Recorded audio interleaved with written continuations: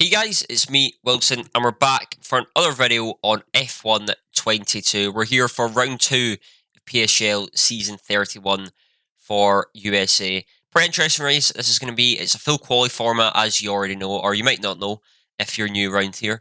50% race. And yeah, really looking forward to it. Last week, or last time out in Bahrain, if you've watched it. If you haven't, I'm going to spoil it now, because it happened a week ago, and I'm pretty sure you've probably seen what happened. I think it was Barry who won, Freddie second, Lucas third. We were in contention for a possible podium. We were P3, P4, and then we got spun by Brendan into turn 1. So we came home with no points from Bahrain, which is a bit of a shame considering the potential and pace we showed.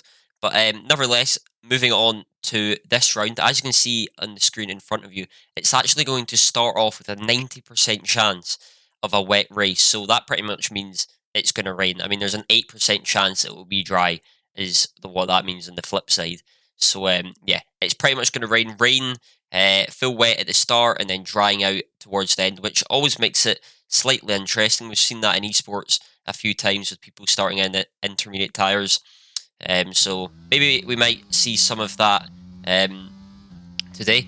But starting our first Q1 lap, I've always noticed I've really struggled with my Q1 laps. I don't know what it is. When the grip gets low, I just never put the lap together. So this race, this week, I was really focusing on my Q1 and Q2 laps as I just could not hook them up. But going through this section here, I think I shifted up 8th there momentarily on accident. I did not mean it. We did a mid 1 first. I think if we didn't shift up there, we could have easily done a low 1.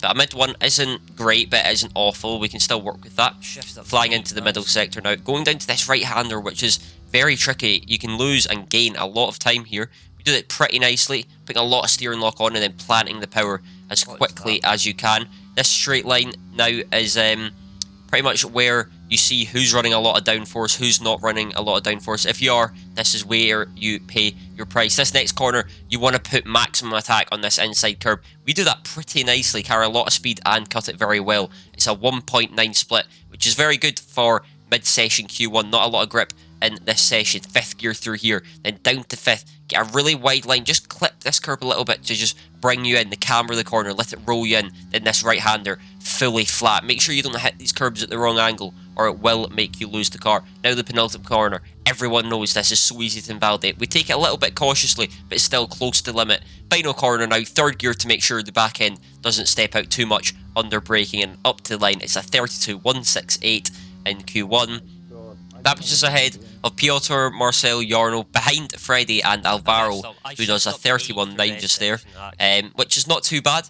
I was contemplating at this point, will that get me through? And I'll let you listen here as I start contemplating with my engineer whether we should go out.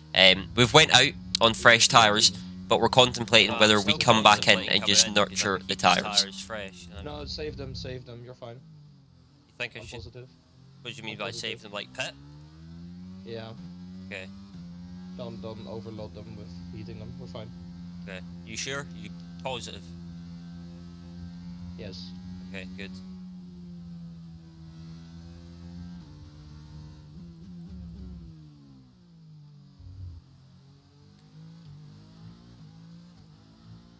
Make sure you don't put too much wear on them. Yeah, I'm driving slow.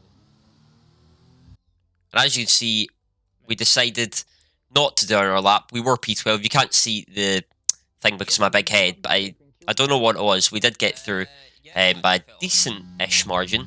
But yeah, that did mean we had at least, I think we had 2 or 1% on those tyres because we did go out anyway, but we just took it slowly back into the pits. But nevertheless, we did get through to Q2 on 1 set, which is pretty nice. And on our old/new set, we're on a 31.9 banker, which is pretty promising. At the time, I thought it would get me through without having to go again, but we thought to ourselves, we may as well go out again. We've got a fresh set of softs there. We've got 3 fresh set of softs, and we didn't think we'd need to use the softs in the race. So we thought we may as well go out just to be sure. We're P4, so it's still close. And when you're in a grid with such competitive drivers, you really don't want to take any risks usually because they don't really make much mistakes very often. So going down to turn 1 on our start of our Q2 lap, really have to nail turn 1. I usually struggle with this quite a lot in practice, down to 3rd gear. Didn't hold 4th, as I noticed my rear end was going quite a lot when I held 4th. But Q2 ended and we got P2 just behind Lucas, who got P1 6 thousandths of a second behind them, which would have been nice to get P1 in it, just to make it look good. But yeah, very tidy lap. I didn't realise that our first lap wouldn't have got us through, so thankfully we went through and done on our lap, because that would have been a bit of a mess if we didn't. But come to the end of our Q3 lap now, come around the final corner, 3rd gear, taking a lot of inside curb there, just not a lot of apex speed, and we do a 31.8, just behind Fab and just ahead of Brendan, which isn't a great lap. That's slower than my Q1 lap, so a lot of pressure on now for this final run to deliver and perform, really. I felt pretty confident actually heading into this. The pressure wasn't really getting to me, in the sense that the heartbeat wasn't as bad as it sometimes has been. The leg shake definitely wasn't as bad as it sometimes been. But I definitely felt it. But I knew in myself I could put a very good lap together. I was maybe thinking we could get a 0.6 here if we put a nice lap together. 0.5 is definitely the reach, but 0.6 I definitely think we could get. So going into turn 1 now, this is where the lap matters. Going up to turn 1, brake just after that black box, down to 3rd gear, and we clip that orange curb. That unsettles our car, and we do. We lose over a 10th at turn 1. That's about a 10th and a half gone of an optimal turn 1. We need to push maximum attack now through this X section, flinging it everywhere. We've got nothing to lose on this lap now. We may as well absolutely send it 6th gear to this section, down to 5th gear, let the car roll into this curb, let the curb bite you in through the left, using all the exit curb on the right. We've carried back about half a 10th to our delta, now down to this left-hander, down to 4th gear, using this curb a little bit and on the power as early as you can, open that wheel up as early as you can, still gaining time. We're half a 10th down, we're clawing back the time. If we did not lose that time at turn 1, we could have been about 700s up or so by now. But coming into this left-hander, there's a lot of time in this I remember from the previous lap. 4th gear, take a lot of curb but carry the speed as well, and we're about to go green on the delta. We've clawed back nearly every little bit of time. It's a 0.7 mid split for that section. Into the last sector, down to 4th gear through this left-hander. We lock up a little bit and go wide. That's not ideal for our lap time. We're 200s up now, coming into the final 2 corners through this fast sweeping right-hander, trying to keep the car as straight as possible. Through the penultimate corner, down to 5th gear, take a lot of inside curb, and now into the last corner. We know there's time to gain here, down to 3rd gear, taking a lot of inside curb, up to 4th, planting it, opening the DRS, and we only improved by half a 10th, and what a disappointing lap, considering what it could have been. That was an easy 10th and a half gone. The lap before in Q3, turn 1 wasn't that good, and there it was even worse, and we still lost a 10th. So yeah, our sector 1, as you can see there, a 1.5. Ideally for Q3, you want to be doing 9.7s, 9.6s, so that's just under 2 tenths lost at that one corner. And yeah, it is a shame. To be honest, considering we managed to claw it back to P6, I'm pretty happy with myself. I think it shows the pace has improved, but it shows we have a lot of potential. I'm pretty happy with how quality's been going recently, even though we haven't hooked up. P6 is our lowest qualifying so far of the season, but nevertheless, we put that behind us. We score points in the race, not in quali, and here we are starting the formation lap. As you can see, it is a full wet race, so my first time doing a full wet race, a lot of people's first time doing a full wet race, my first time actually driving in the full wet properly, so is it for others, I'm pretty sure. And as you can see behind us, for Psgl and also is actually on the intermediate tyre, so he's going for the Jarno-Opmeer strat, I would like to call it, where you go in the intermediate tyre, try and stick out for the wet conditions, and then when it dries up, you do not need to make a pit stop as you're on the inters. So he's pretty much gambling that the wet guys like me and pretty much everyone ahead of us are not going to build a big enough pit stop gap by the time it dries up. That's what he's gambling on. He's gambling on everyone will pit, he'll be in the inters, and hopefully, in an ideal world, he'll be P1 when it dries up.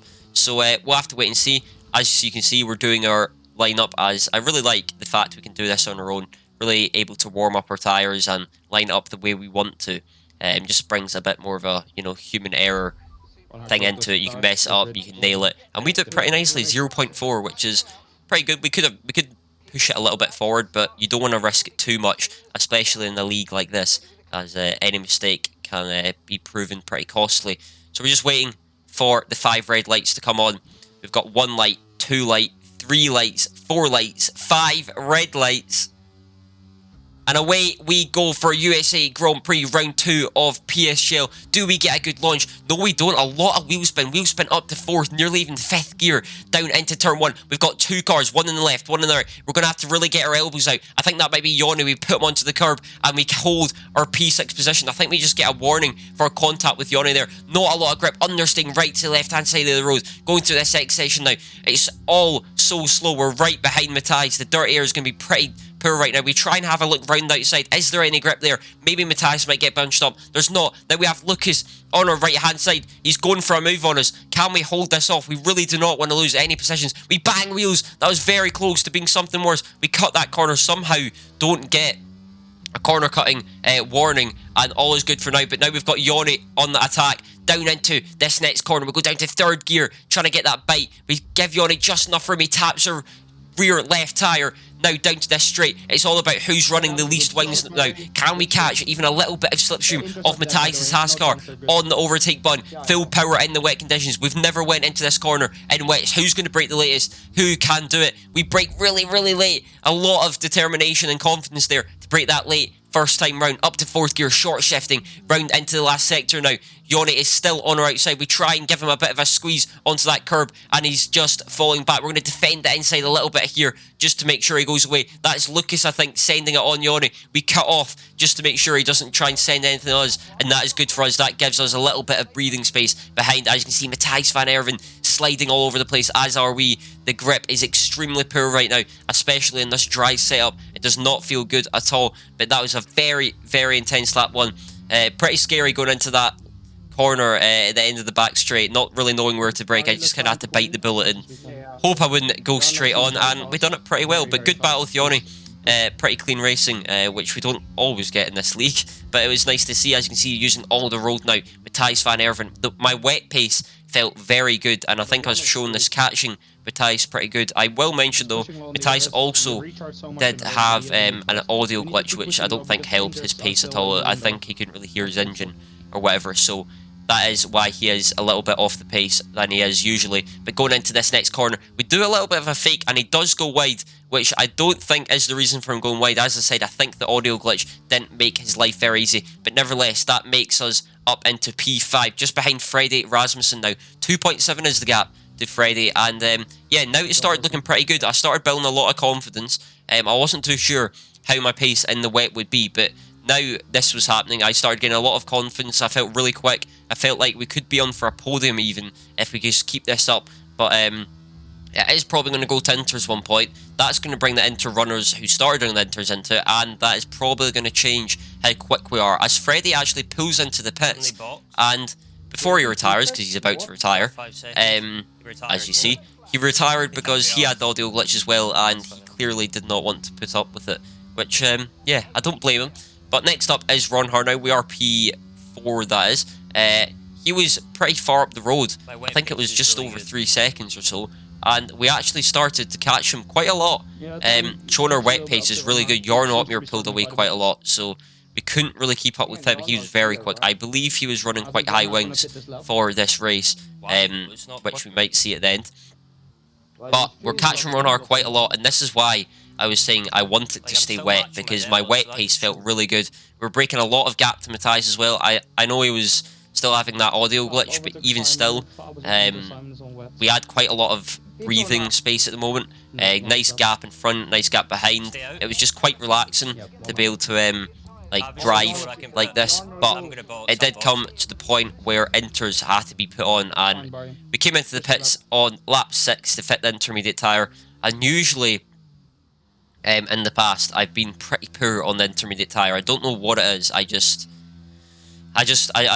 never liked the intermediate tyre as we get an optimal pit stop. So we'll see how it goes. The wet tyre I really liked. I just liked how it felt. I liked how you have to drive with it. But yeah, we'll have to wait and see how we get on with this intermediate tyre. We've got Thomas Ronhar as kind of our benchmark, but as we come out of the pits, the 2 cars just ahead of us and Marcel Kiefer behind us and Sipos, I believe, are all the runners who started on intermediate tyres. They've already got their tyres heated up. They've been driving on these intermediate tyres for 7 laps, already. So yeah, this is going to be very interesting to see how we fare against these guys. It would have been nice if we could have just came out where Ronhar is, because now we've got a lot of cards ahead of us, and it kind of puts us in a bottleneck situation. But this is our fault. This is all stemmed from a bad qualifying, which, yeah, you can't really blame on anyone else apart from me and my turn 1 antics. But nevertheless, we are pretty close to Alvaro, just trying to heat these tires up as they do come out pretty cold, and it's not ideal, especially in wet conditions. But yeah, I think it's just going to be a pretty boring race from now on until anything else really happens. And I say that, we move on to lap 18. I think that's, what's that, over 10 laps ahead of where we just were. And as you can see, the track actually has dried up a little bit. It stopped raining, actually, so that's making the intermediates turn into a bit of a Turkey situation, like the real life, as DRS is enabled, and we're 7/10 back from Alvaro. Now, when I saw DRS was enabled, I kind of had to take a second to realise that that's going to give me a lot of straight line speed and I could maybe get Alvaro.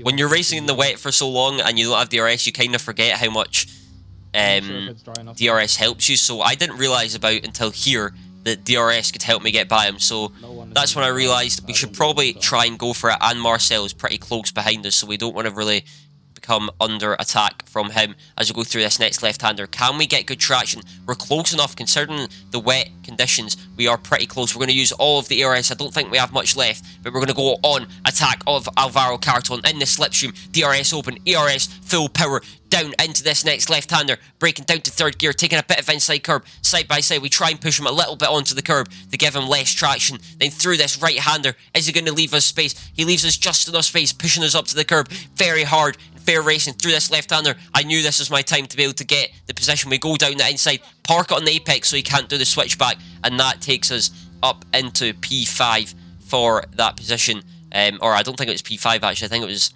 P6, P7 or so. But now into this next part, pretty much where we are in the race now. Everyone behind us has actually pit. The cars ahead haven't pit. Everyone pit for dries. As you can see, the track has dried up pretty well. The lap before, though, the track didn't look that dry, so we decided to stay at one more lap. In hindsight, I think we might have, we should have pit the lap before, but we pit this lap. The tyres aren't awful, they're just not quick, really. I think we're still up in our delta, but we're just slow. And we come into the pits pretty close on the delta there. You can see a bit of a sigh of relief there, as I thought I was about to get a 5-second. But can we get an optimal pit stop? Yes, we do. Getting pretty good at that as the Ferrari just scoops ahead of us. We were going to fit a medium set of tyres as Marcel Kiefer fits a soft set, and he did not get an optimal pit stop. He got a good pit stop. So I think his pit stop was 4/10 or so slower. That's why he's a little bit further back. But as I come out of the pits, these tyres are 70 degrees and it is on still a damp track. So this is going to be very hard to heat up these tyres. Brendan Lee behind us, he's already been on them for one lap. He's probably got 85 to 90 degree tyres by now.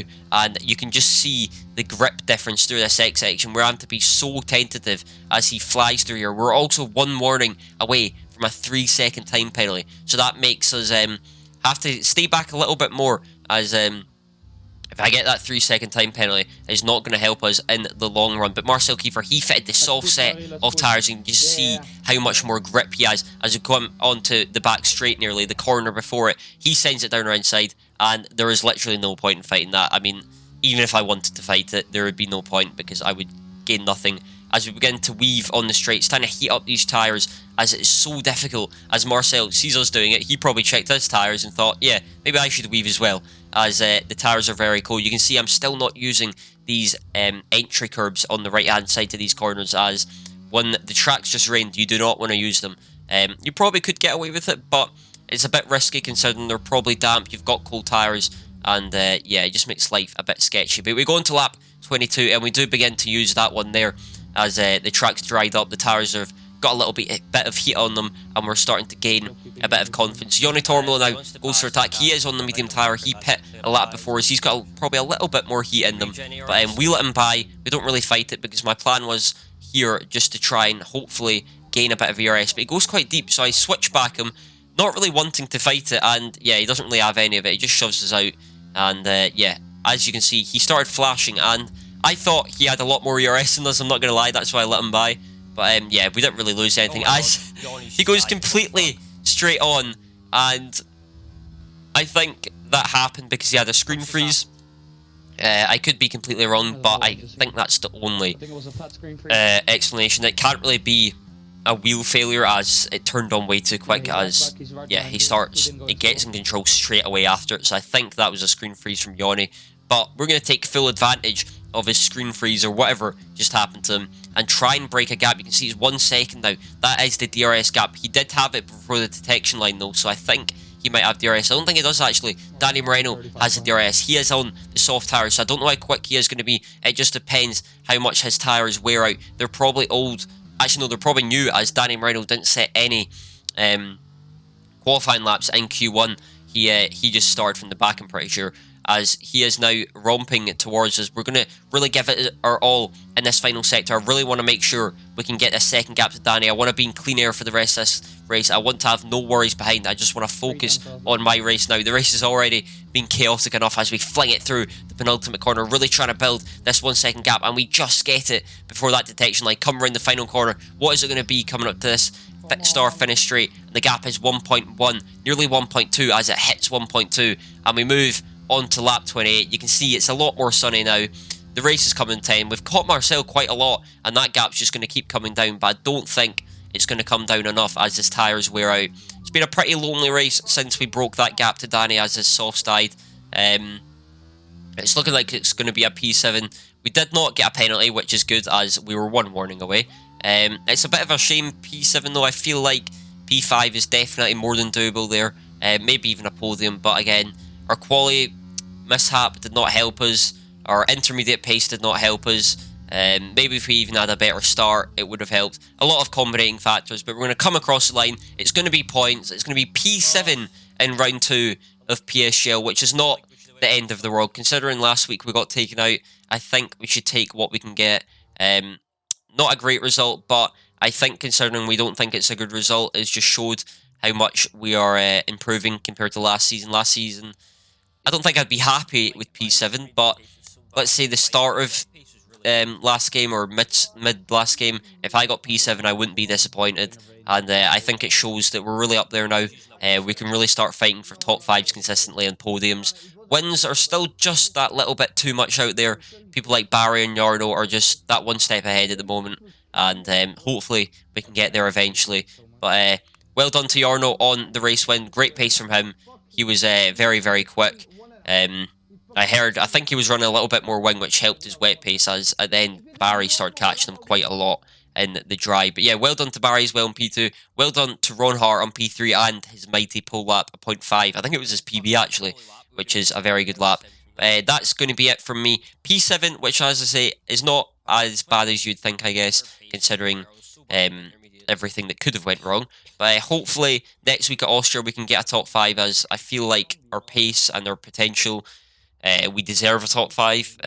Well, I don't think you deserve anything, but we definitely deserve to be up there. I believe Jake will be getting a penalty, so I don't think that's his position. Somebody else as well will be getting a penalty for crossing the pit lane. It's not been confirmed yet, but that might happen. But yeah, Austria next week. Not my best track. It's actually statistically my worst track on the game. I'm usually slow there. I don't know why. So we'll see how it goes. Hopefully we can get to Q3 and just make something of it. But yeah, we'll have to wait and see. But I hope you guys enjoyed this video. If you want me to add anything in the next video, please comment it. Any suggestions, any video suggestions, just anything, comment it. Leave a like if you enjoyed the video. Subscribe if you haven't already, because a lot of you aren't. And yeah, I'll see you guys in the next one for Austria. Bye.